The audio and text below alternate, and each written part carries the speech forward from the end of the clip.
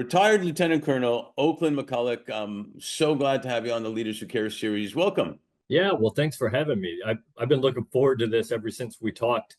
What was it, 2 or 3 weeks ago? Something like that. Yeah. Me Yeah. too. Yeah, I think we're gonna have some fun and we're gonna show everybody, like, is it who's the show me state? Is that Kansas? Um, Missouri, I think. Missouri. Yeah, we're gonna show them why you are really a Yeah. leader who cares. So no pressure, but here we go.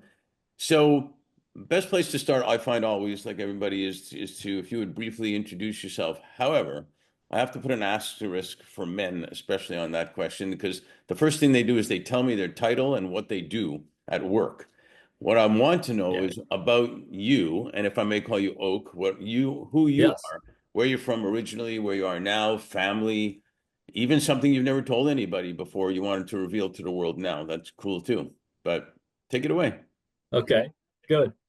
Good. Yeah. So I grew up in northern Illinois in a small little farm town. There were 1,200 people in our town. No stoplights. Great place to grow up. Everybody knew everybody, and I mean everybody knew everybody. I always tell people I couldn't get as a kid, I couldn't get away with anything there. You do something wrong, and before you get home, they'd already called your parents and told them what you did. And it was a great place to grow up. It really was. Worked on farms most of my started when I was 12 until I went in the Army at 18. I worked on farms, every kind of farm you can imagine. I worked on dairy farms, beef cattle farms, sheep farms, chicken farms, you name it. I've worked on it. Pig farms, and I think that helped me develop the work ethic that I always had, and some of the discipline and all those things that I think helped me throughout my life. The other part that really helped me develop was I played sports. I played baseball from a little kid, played basketball, played football, played baseball, basketball, football in high school. And I was captain of my teams and loved every minute of it. And then I played baseball in college as well. So I think that certainly had an impact on my life growing up. Yeah, Then went off to college, you left out the met my best, wife, but you left out the best sport.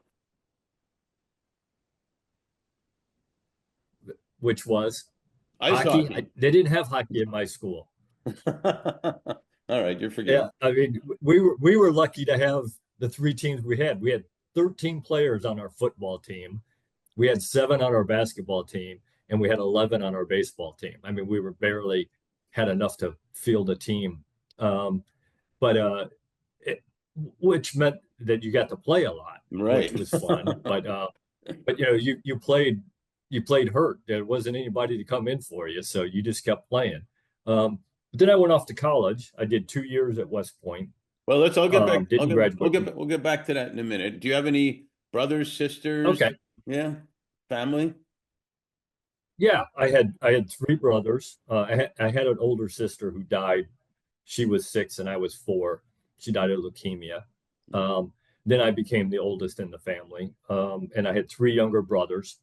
One that was 2 years younger than me, one that was 7 years younger than me, and one that was 12 years younger than me.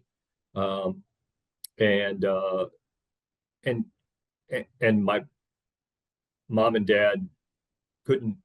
I am who I am today because of my dad. There's no doubt about that, good or bad, and there was plenty of bad in there. But I also give my mom a lot of credit for teaching me how to be a respectful young man, which I think my wife would thank her more than I do. And so again, had a good childhood. Well, let's get into that for a minute. Yeah, I met my wife in college. Okay, We'll come back to that. I want to start the go ahead. early years a little bit too. Sure. So what were you like really as a kid and then into a teenager? Did you did you watch Mr. Ed on TV or Bonanza or whatever, all those type of things? Or were you like probably not playing with computers back then, but maybe, No, there were no computers when I was a kid. I spent a lot of time outside, like most children are people that are our age, Yeah. like we did when we were kids. I think in the summertime, mom would kick us out of the house at 7 o'clock, and we'd come back in at dinner time.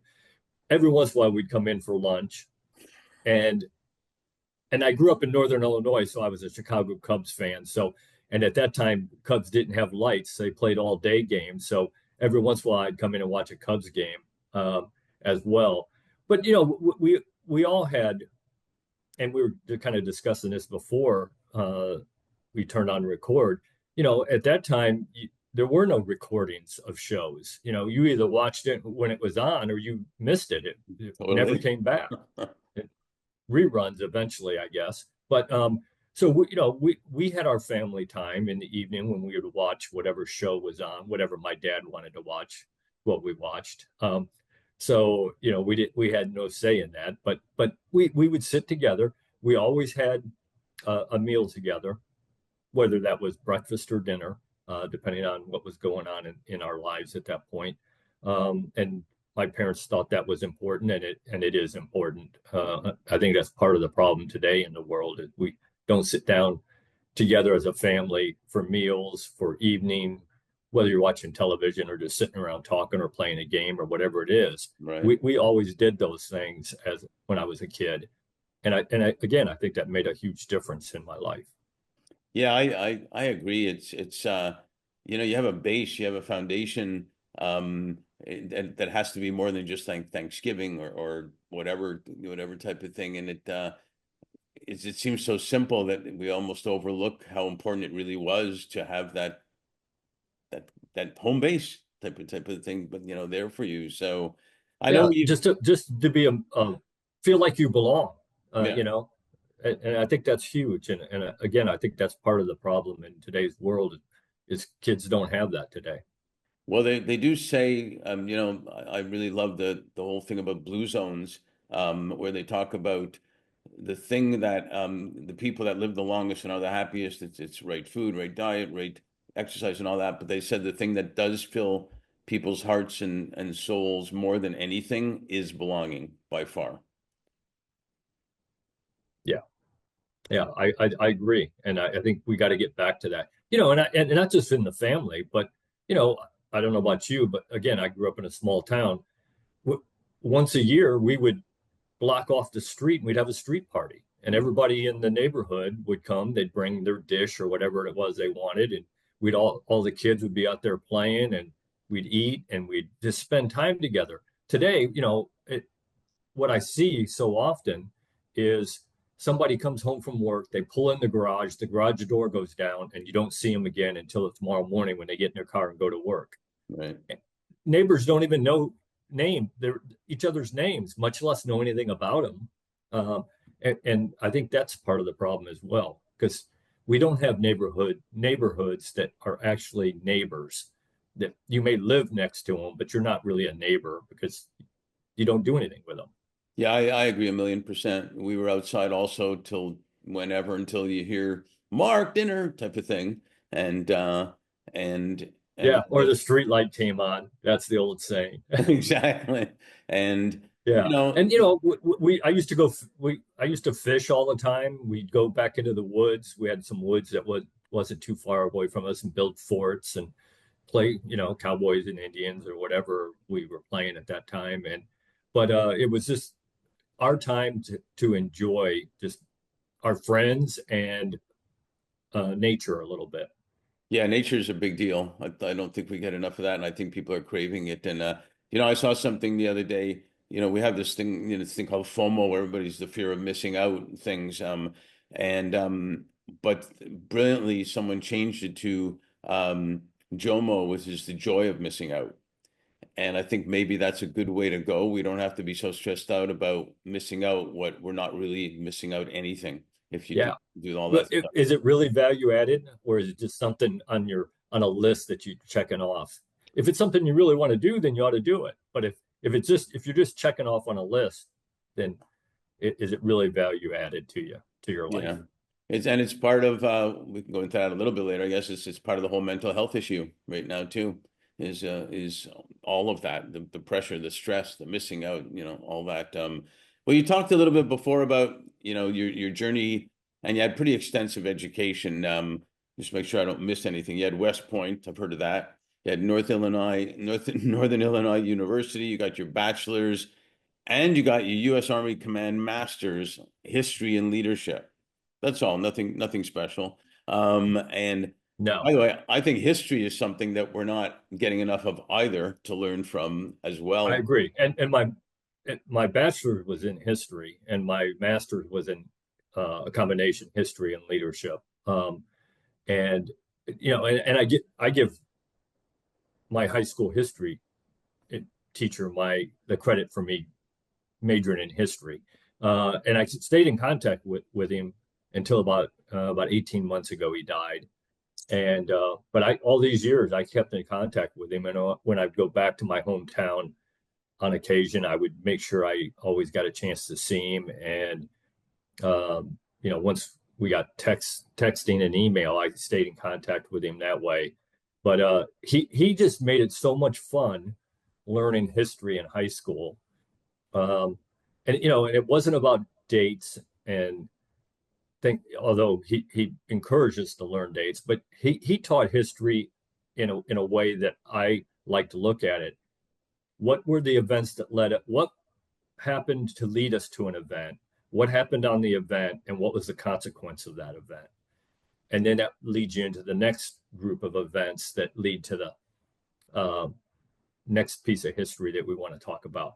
And that just made so much sense to me. Instead of just talking about that one day or that one event, what were the things that caused that event to happen? And then what were the results of that, the results from that event? And so that just made a lot of sense to me, which is why I majored in history, got my master's in history, and then the leadership piece. I've been doing leadership for 40 years. It was just too easy to add the leadership piece to the history. So Yeah. it was, but I give him all the credit for that. I really Well, do. it's interesting because we stayed in touch with people I know in my elementary school with our grade 7 teacher, Mr. Hersey, for years and years and years, who was an influence on us. And because he told stories, and that's really what history is about. Also, he told stories, and he made us feel good. He was strict as hell, and yet we loved him incredibly. And he passed away a little ways ago now, but he was an amazing teacher. And I think to the point of how your history teacher taught you that is so important, because we don't seem to be learning from history anymore. What we need to learn from history, and it's dumb. Yeah, I saw a quote the other day that really hit me. It said, the only lesson that we're learning from history is that we don't learn anything from history. And that's sad, because you need to. Now, will that same event or those same circumstances come up again? Probably not. But the lessons you can learn from those things in history, you can apply to the things that are happening today, without a doubt. I think actually evil people, if you will, learn more from history than good people learn from history. Unfortunately. Unfortunately. Exactly. So is Yeah. that what intrigued you to get in the armed services, or what? How did that happen? Yeah. So I grew up in a small town. I grew up in a relatively poor. I won't say we were poor, but we didn't have a whole lot of money, and opportunities there in the small town that I grew up in. You either worked in a factory or something like that. Well, I knew I didn't want to do that. I wanted to be a leader. Again, I was the captain of my sports teams. I was president, student government, student class. And so I kind of knew I wanted to be a leader. And as I was going around trying to pick colleges, and I applied for all the ROTC scholarships, Army, Navy, Air Force. And then one day I was sitting in the guidance counselor's office. And so I kind of knew I wanted to go in the military. But how I got to West Point was I was sitting in the guidance counselor's office, and one of the other young ladies who was at the top of her class, just like I was, walks in, during my meeting with the guidance counselor, just barges in and starts complaining that she didn't get into Harvard. And I said, really? You thought you were going to get into Harvard? And she said, well, where are you going? I said, well, I haven't made up my mind yet. I said, but when I do, I'll tell you.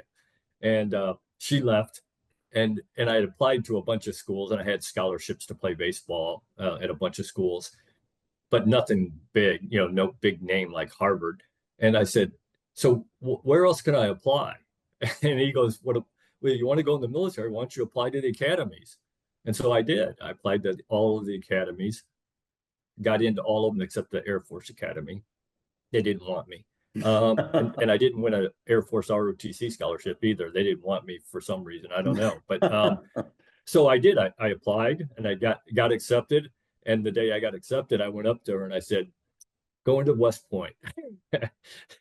And where was she going? But I kind of knew that's the route I wanted to go. I wanted to be a military officer, and I knew that that's what I wanted.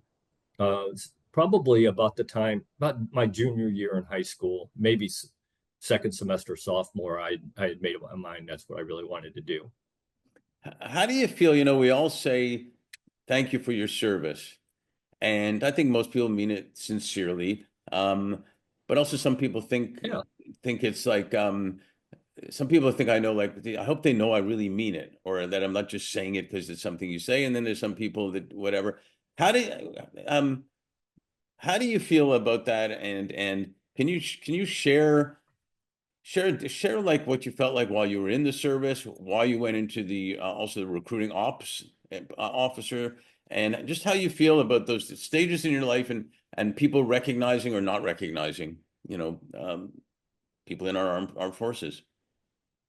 Right. Yeah. Yeah. I anytime somebody says that to me, I just assume that they really mean it. I don't go the negative route. I figured if they really didn't mean it, then they probably wouldn't say anything. At least that's my point of view. And my answer back to them is always exactly the same. That it was an honor to serve the people of this country, and it really was. I wouldn't trade a single minute of it. It really was an honor. And why I did the recruiting piece is because, again, as a young man, I didn't have a whole lot of options if I stayed in my hometown there.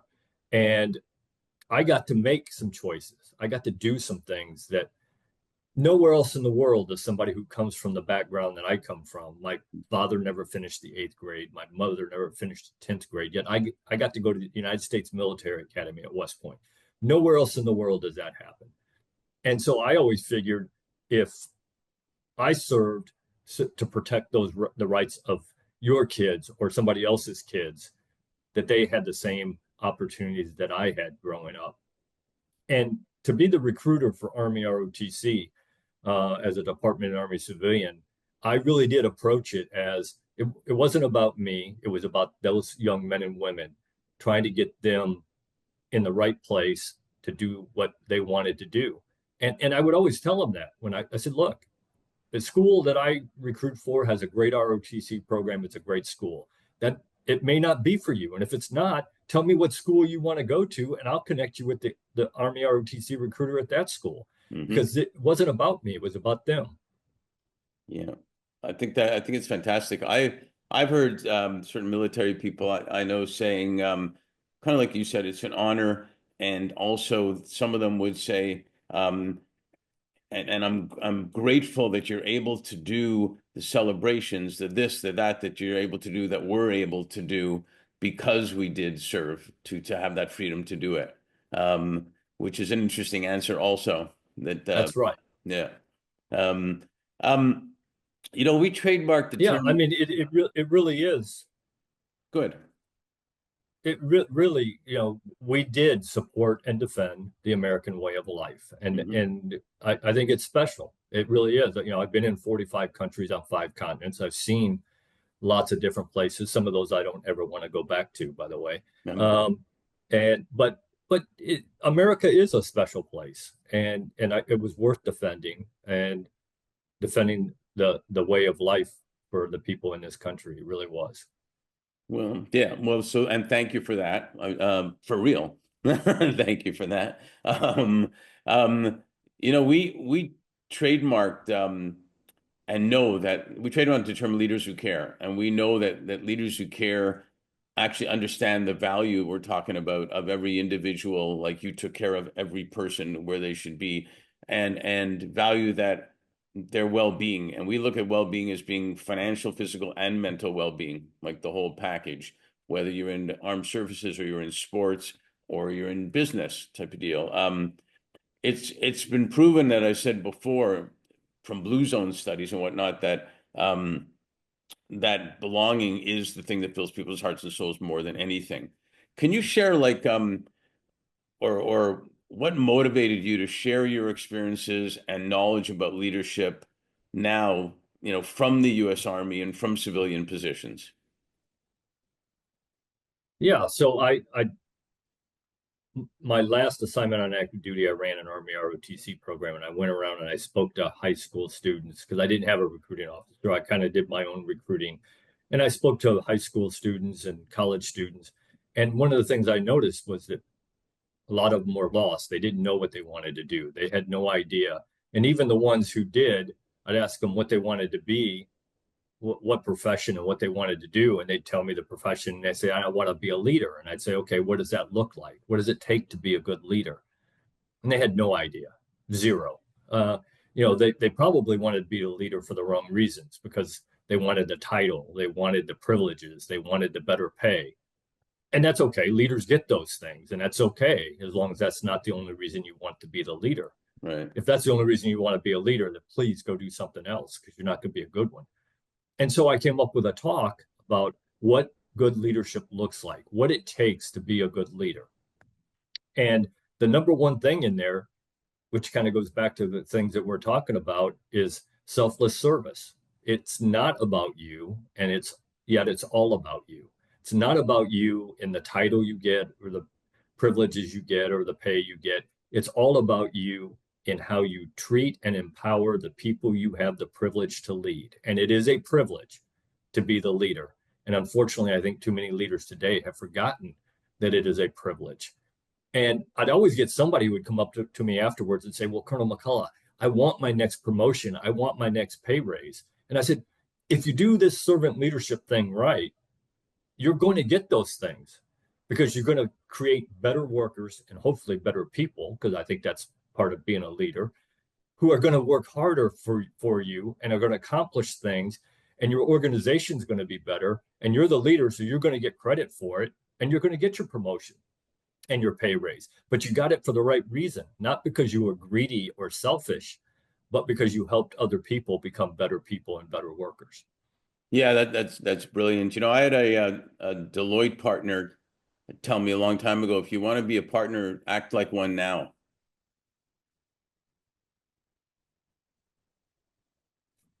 Yeah. Yeah, absolutely. But so that kind of drove me into my talk that I do. And then, I published my book in February 2021. And really from that point on, I started going out on the speaking circuit and talking about leadership. And I do leadership development training with companies. And I just think that we we are not doing a good job of coaching, mentoring, teaching, developing junior leaders in this country today. I think we don't do it as well as we used to. And we are going to reap what we sow, I promise you. And if we don't do a good job of creating this next generation of leaders, then we deserve everything we get. So now you get into my favorite subject, one of my favorite subjects, and I learned so much in sports from great coaches that I had and teachers that were also coaches. Coaching hockey, playing hockey, predominantly hockey, the biggest sport that you missed because your town didn't have a rink, and on and off the ice. And I learned that teams win championships. I interviewed an executive in the NHL a number of years back, and he said, our goal every year is absolutely to win the championship, but we're not naive. It's hard to win that every year. Our mandate is to have a winning season every year.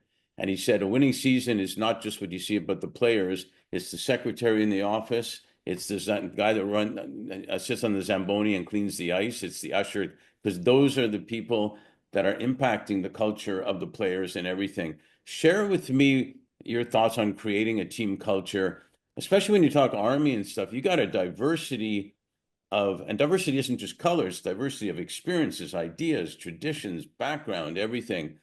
How do you create that as a leader? Yeah. So number one, I think you have to concentrate on winning, like that coach was saying, you know. And again, I think we're getting away from that. We're not teaching kids today, and haven't for a long time, the importance of winning. Now, are we going to win every time? Just like that coach said, no, we're not going to win every time. So you also got to learn how to lose as well. But we got to have that winning attitude. We got to start teaching that again. And that was always my philosophy when I took over an organization. Part of my culture was we're going to win. We're going to be the best we can be. We're going to be the best at whatever we do, or at least we're going to try. And what I would generally do is I would start with things that I knew they could do and accomplish. So I'd set a bunch of goals for myself that I knew I wanted to hit, and we'd start with a simple one because I'd build their confidence, and then we'd go to a little bit harder, and I'd kind of train them up to get to that point, and then we'd do that test and we'd hit it, and then we'd go to the next one. And I think that for me always worked. Build the trust, build the confidence, let them see that they can do what you're asking them to do. But I think a large part of that is the culture piece that I always tell the story. We were in one of our posts, I think it was California, and my kids were going to play soccer, and we took them to the first meeting, and the coach said, well, we don't keep score in this league. I said, what do you mean you don't keep score? He said, well, everybody's a winner and everybody's a champion. And I looked over at my kids and I said, we will keep score because it matters.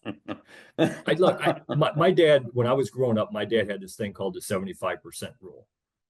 He said, son, if you can't do something better than 75% of the people doing it, then you need to do one of two things. You either need to figure out how to get better at it, or you need to go find something else to do because obviously it doesn't matter to you. And that was his message, that you got to keep trying to get better and better at it because other people are trying to do that as well. And you should want to be the best at whatever it is you do. And he instilled that winning attitude in me. And I don't care. I want to win all the time. Again, I don't win all the time, but I want to win all the time. I go into every game, every situation that I'm going to win. I don't care if I'm playing old maid with my 11-year-old granddaughter. I want to win. Okay. But I do, I remember, I heard a coach tell one of my youngest son at one time, he was like 12, he was yelling at them in the dressing room, do you want to win or do you want to have fun? And he was sending a wrong message. I gave him the benefit of the doubt that he was trying to do something there, but that you have more fun, to your point, you have more fun when you tried your best to win. And then if you lose, but you tried your best, you tried your best. If you lose and you didn't try your best, that's no fun either. So I agree 100%. It's not. It haunts you. It haunts you if you're best. Absolutely. You know what else, and this relates to sports as well as anything. And I'm talking to some big time sports players right now, but actually bringing ice hockey, believe it or not, to Saudi Arabia. There's a whole thing we're talking about, which would be very, very unbelievable. But when I talk to sports people, I say, and I said it to an investor the other day, we're missing a huge education part right now. 98% of the kids, or 99% of kids that are playing sports all over the place, don't go pro. So the whole opportunity of education, what we're talking about, leadership and education while they're playing sports, is massive. That is not being done necessarily elsewhere or can't be done elsewhere. And there is coaching certifications and whatnot, but I think it should be way more, teaching them so many things about. I had a coach that taught me, and I've used it forever, visualization before going into the game. And I coached it too, saying they actually visualize themselves to the point where by the time they got on the ice, my players had already been playing, basically, in their mind and stuff. So it's a big Yeah, opportunity for education yeah, about leadership and teammates and everything. yeah. Well, I absolutely agree. And I had a great basketball coach that I still stay in contact with today, Coach Terry Niedzwiecki, who taught us a lot of that stuff and understood. He understood even back then, 100 years ago, that it wasn't just about putting together a good basketball team. It was about helping to develop good young men Right. who were going to be good husbands, good fathers, good productive members of society. And he understood that. And that was one of the things that he did. And one of the reasons that a lot of us stay in contact with him today, because he was a great mentor uh, for me growing up. He was one of the first mentors that I ever really can remember. But going back to the teams piece, building teams, I think you're absolutely right. People want to belong to something bigger than them, and I think most people do. And so that's what you got to provide for them. Make sure that they understand that it's not just a job. You come to work, and you're part of the family. You're part of the Yeah. team that comes together more than just coming to work and drawing a paycheck and then going home. You actually care about each other. And it starts with the leader. If you as a leader are a caring person, that doesn't mean that you let them do whatever they want. That's not In caring. fact, it's the exact opposite of that. You make being a caring servant leader means you are going to make them do things they don't want to do because it's in their best interest, even if they don't know that it is at that point. Someday they will, just like my basketball coach. Um, but you show that you care, that you care about them not only as a member of that team, but as a person. And I got it. You got to keep the leader-led relationship line there somewhere, but that doesn't mean that you can't get to know them and know who they are and what their dreams are and what their family looks like and all those kinds of personal things. Yeah, 100%. I think it even teaches you how to be a good parent. In fact, I think some of the kids I've taught are teaching their parents how to be good parents sometimes as well in Yeah, that sense. And the player that knows the coach cares about him and believes in him and trusts him will do this. Doesn't matter how many, even in pro, doesn't matter how many zeros are on that paycheck after. Then they have a coach that they believe trusts and cares about them and believes in them. They'll do anything for that coach. So I think you're right on. I want to segue. absolutely.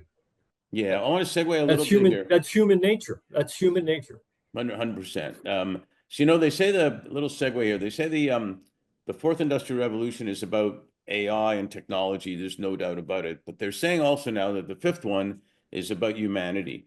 Um, can you share with us in your career how you've leveraged or utilized um, the massively changing technology, and like we talked about earlier, the fast and furious AI technology that's coming out into being a leader with everything that's going on with tech?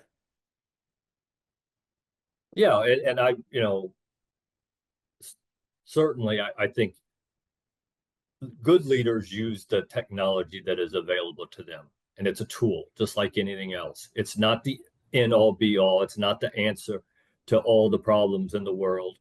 And you got to approach it that way, that it is just another tool you have in your toolbox um, that you can use to help improve not only your organization, but maybe the lives of the people who you are, again, have the privilege to lead. So I think that's the way I always approached whatever new technology came along. Mm-hmm. It wasn't the golden apple. It was a tool that I could use. And as we talked about before the show, technology is a double-edged sword. There's good and bad things about everything. And it just depends on how you, the person using that technology, uses it. Take this for example.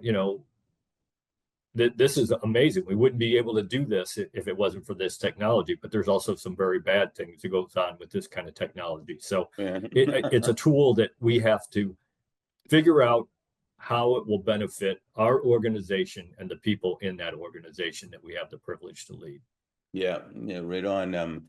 Well, you know, they say in LA that we gotta leave them wanting more so we can do a sequel. So we may have to do that. Actually, but I do have I'm one more. happy to do that. You tell me when, I'll come back. All right, I might have to do a leadership series for sure. But the last question on this part.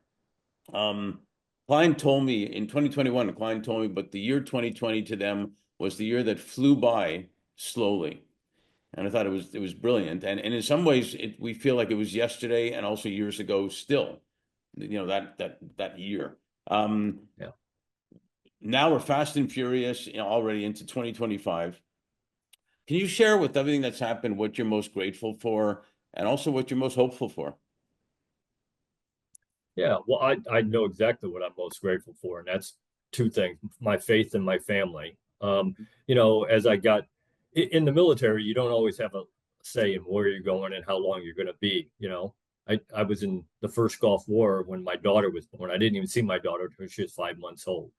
So, what the way I always looked at it was when I'm home, I got to be home and I got to be there for them. And that has even become more and more important to me as I get older. Now that I'm a grandfather, some of the most important times for me is spending time with my wife. We have times that we sit aside.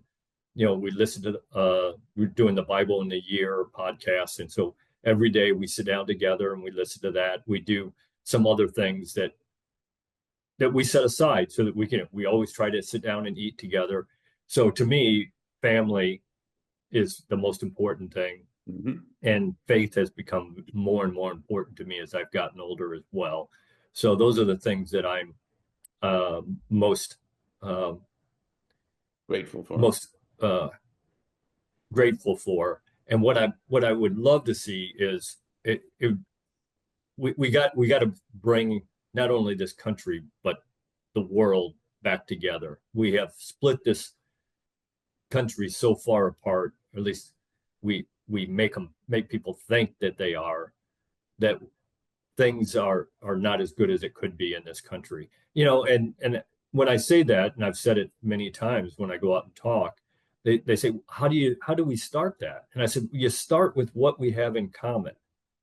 Because if you start with what we have different, we're never going to get back to what we have in common. Of You course. start with what we have in common, that we want better lives for our kids. We want to be able to put a roof over our family's head. We want to feed our family.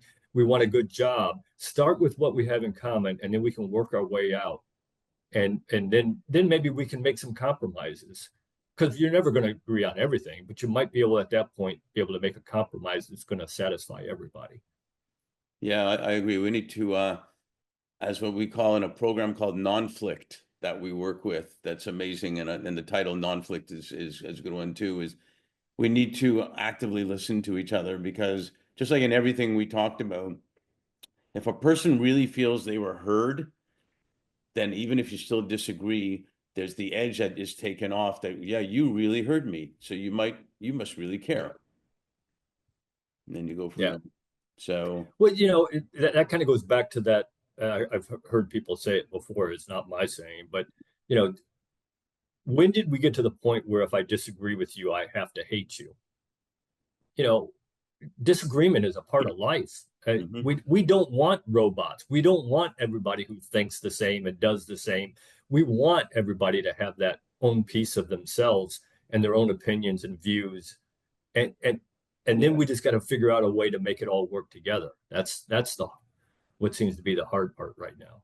Well, if the program Nonflict that we can get into another time, it talks about how conflict is a good thing. It actually is different ideas, not something you hate somebody over. Exactly what you're talking about. Yeah, And then that's if where you listen, progress comes from. yeah, yeah. Otherwise, we all have no new ideas and we just hate each other. Lovely. Yeah. Well, I'm a positive guy too, but I'm most grateful that I have a new friend now who and that you are a leader who cares. And I'm grateful and hopeful because you are a leader who cares that I think there's a lot more positive to look forward to. So thank you for that, and thank you for being on the series. Really, really appreciate it. And again, thank you for your service. That's definitely appreciated.